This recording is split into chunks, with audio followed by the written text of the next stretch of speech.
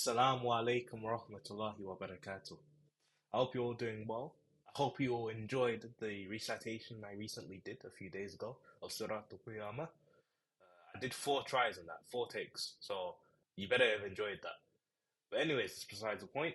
Today I'm going to be reacting to this video that was sent to me by a brother actually a week ago. It's called Why I Hate Religion But Love Jesus, Muslim version. So I'm not actually sure what to expect. I don't know if this is going to be something that relates to good comments on Islam or bad comments on Christianity. I'm not sure what this is going to be. Maybe it's a revert video. I'm not sure. I'm a revert myself, and I was Christian, so this is going to be good for me. We'll see how it is. If it's trash, well, it's trash. If it's amazing, well, I expect it to be amazing because it's a Muslim version. So yeah, that's besides the point. Let's get started. Please be good. Please be good. Please be good. I don't do reaction videos. I don't. This is my first time doing one, especially because I'm recording on my MacBook. So it's like this is new territory for me, uncharted. So here we go. Look, what if I told you there was something you were missing? Okay. What if I told you that Jesus doesn't really fit into your description? What if I told you that follower of Christ doesn't automatically mean Christian, and just because you believe in faith doesn't mean Jesus didn't believe in submission? Bars. Okay. Bars. Okay, so I see what this video is gonna be. Alright, calm. So it's gonna be like rhyming, bars, and it's gonna be talking about, I guess this guy was once Christian and now he's a Muslim. He understands now. He understands the truth. Alright, fair enough. Alright, let's keep going. I like this guy's rap. I like this guy. And conviction. Listen, you say Jesus was God and that God had descended. We say Jesus was man, for Jesus was dependent. Our God is all great and cannot be comprehended. Exactly. You say that God was murdered, or do you believe that he pretended? See, God gave us brains and God gave us logic, but I guess God wanted us to use them in everything else except for this topic. It's like wearing a cross and proclaiming that you love Jesus, when if God was murdered on the cross really shouldn't please us. I mean, would you be wearing an axe if it was used to chop your mother up into pieces? Oh. See, this is what happens. Oh no, that's true.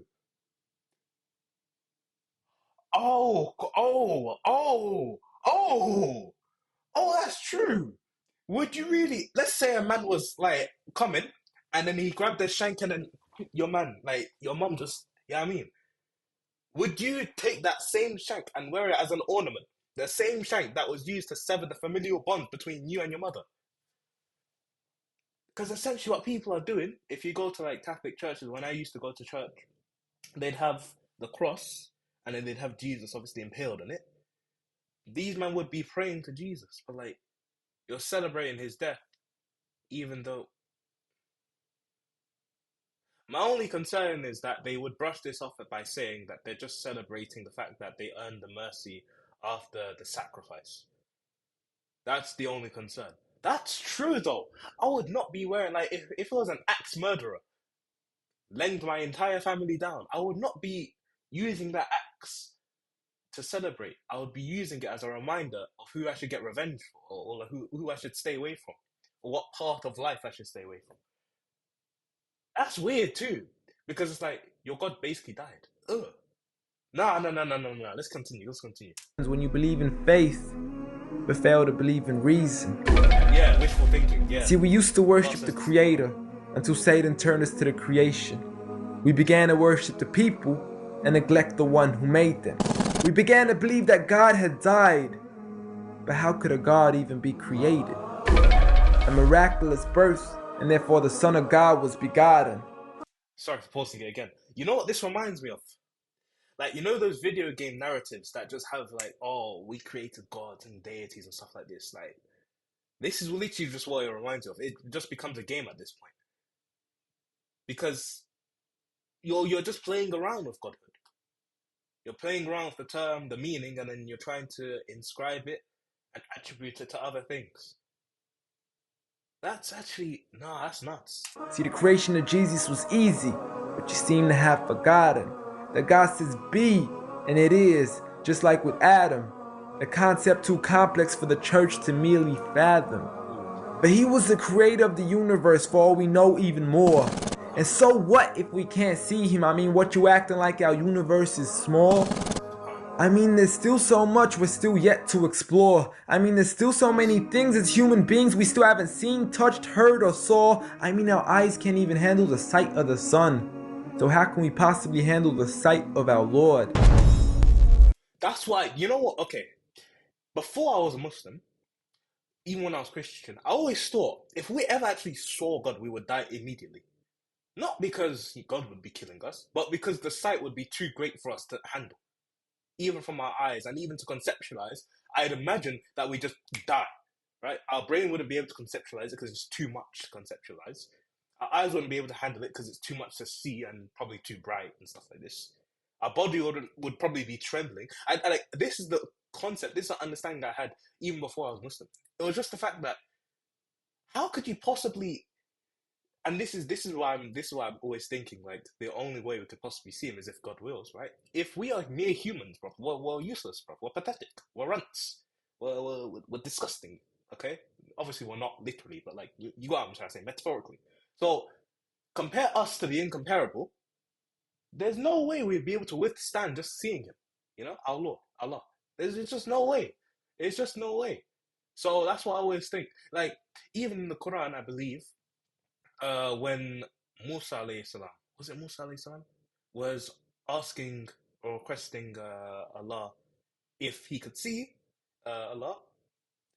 I believe I may have gotten this wrong. I believe Allah tried to show himself, or no, did show himself, but Musa alayhi salam fainted even before that happened, something like that. So even then, it's like, brother, we would have instantaneously died if we ever saw him. Obviously, inshallah, we all get to Jannah, we get to see Allah, and it's gonna be different because we will have different bodies. So, raw, that's nuts, That's nuts. See, Jesus used to pray, but in your opinion, who'd he pray to? I mean, if Jesus was God, surely prayer would be of no use. Or did he only require it when he needed to know the truth?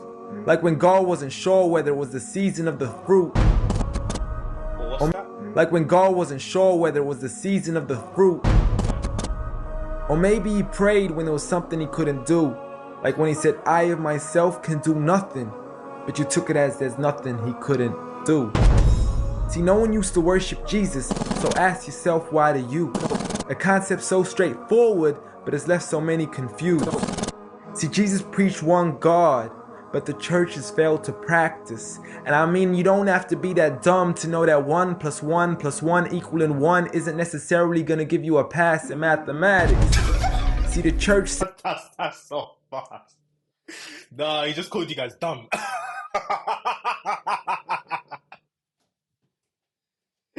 No, but if you showed up, like, if you did this to a kid, like, 1, 2, 3, the kid is not gonna say 1. You know what I mean? The kid is gonna say 1, 2, 3. It's the basic mathematics, bro. You learn this before primary school. No, it's basic things. Said 3. When Jesus said 1, Jesus said God. When the church said Son. Jesus never said worship me. Rather, he said pray. But you've chosen to worship Jesus despite everything he used to say. You began to think with your emotions. In the Quran, and I should really get my references right, but I'm just going to go based on what I remember reading. In the Quran, even Allah says that in the Yawm al-Qiyamah, Day of Recompense as I like to call it, when Allah asks Isa alayhi salam, did you ever, and this is quotation, this is paraphrasing, did you ever ask these people to worship you? Isa alayhi salam will say, how could I ever do so? You are one, the Almighty, worthy of worship, only one worthy of worship. How could I ever do so? Because I'm mere creation. That's essentially what Isa alayhi salam will say. So when everyone is lambasting against the monotheism of the Bible and trying to worship Isa alayhi salam, trying to say Islam's false and whatever, all of this is going to come back to bite them, inshallah. And I believe that Isa alayhi salam also gets hasanah for this because they are essentially butchering his words and misinterpreting them in order to fit their Trinitarian narrative, if you get what I'm trying to say. I believe it's the case that Isa alayhi salam does get hasanah for this. If not, then, Allahu alam. But according to my understanding, essentially, if someone's lying on his name, which people have been doing over centuries, then he would get some sort of recompense for this, inshallah. But yeah, it's crazy. And forgot to think with your mind. I guess you didn't pay attention when Jesus says our Father, yet never says mine.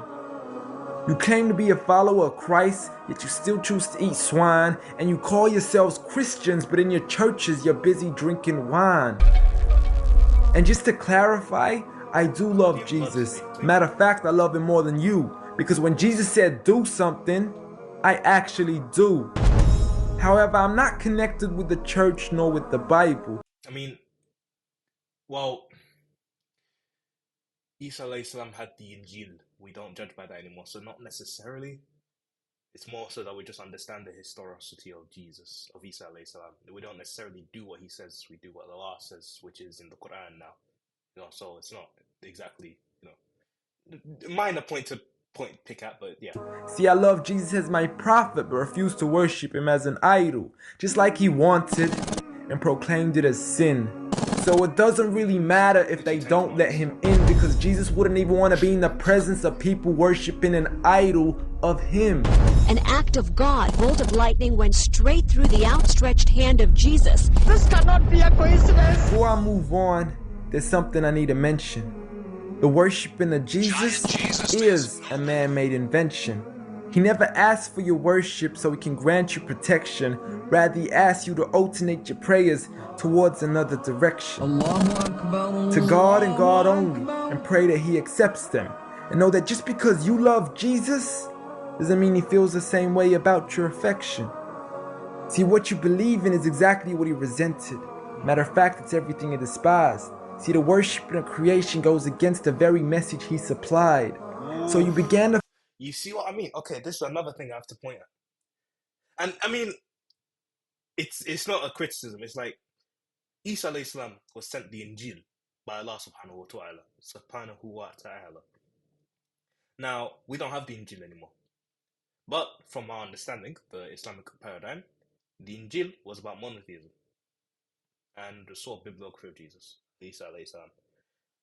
Now, what the Bible is not the Injil, right? We know this is corrupted. We know we can easily point out corruption everywhere in the Bible. But even then, the Bible still has monotheism, not Trinitarianism. Maybe like the tiniest segment of Trinitarianism. But even then, it's falsifiable and fallible, as the entire Bible is, obviously. So, the message that is even in the Bible today, along with the Injil that was assumptively monotheism, it just goes to show you that everything that the Christians, the Trinitarians these days do nowadays it's just made up. It's just false. It's by other humans, inventions, innovations, idol worship, as we say in Islam, Tawheed. I hope I got that right. This is all false. This is all made up by creation, not by the creator. And so we have to understand that if it's the case that even from a historical perspective, there's faults within who should be worshipped, why do we use that?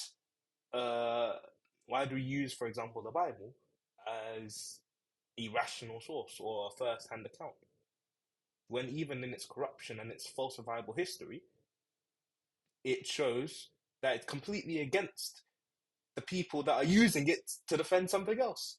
It's completely against Trinitarianism, and Trinitarians are trying to use it to defend Trinitarianism. Do you see what I'm trying to say? It's like, it's odd. It's very, very odd. And again, this is one of the reasons why I'm staying in Islam, because it's like, for Islam, when it comes to the historicity, we have hadith as well as Quran, and even then, some of the hadiths give more detail into the historicity of the Quran. For example, the harfs and the afruf, that sort of stuff. And what I like about it is that it's all coherent and it's all first-hand. So you have one religion that has a very jumbled up history with very mixed belief systems within that history with no coherency. And then you have another that preaches monotheism all the way, is coherent with its sources and with its account of the Quran, and is preserved in its teachings, in the writings, in the criticisms. Even the New Age criticisms are now being preserved. It's an obvious choice to choose Islam over the latter. To follow a religion and call it love in disguise, because love can be good, but love can be blind. Ooh, I like the explosion effect at the end. I see what the editor did there. He was waiting for that. Okay, that's interesting. Love can be blind. Yeah, the same way as faith. Blind faith. We call that wishful thinking. Allah calls it wishful thinking in the Quran. So, yeah, pretty much. Yeah, I agree. What's interesting about this video the most is that the fact that it just tells you the truth about the comparison between Islam, the Islamic Isa alayhi salam, and the Christian Jesus alayhi salam. So yeah, I hope you enjoyed the video. I'll link the video, this particular video, in the description down below. Of course, I will have to give credit to my Muslim brother. I have to say, the bars were amazing.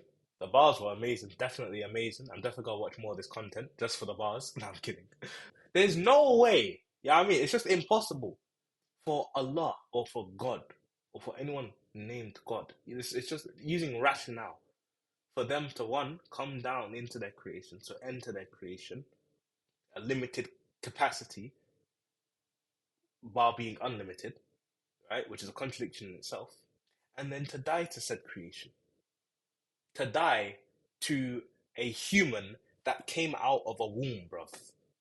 There's no way you believe this eternal highest potency of a being died to someone that as soon as they came out of the womb, they were crying, bruv. Needed to be breastfed on an umbilical cord. Needed to be nurtured and nursed throughout his childhood life. Just to pick up a sword and a cross and or a hammer and nail, and then a cross, and then nail you on it, and then slaughter you. Keeping you up there, embarrassing yourself. There's no way you believe that.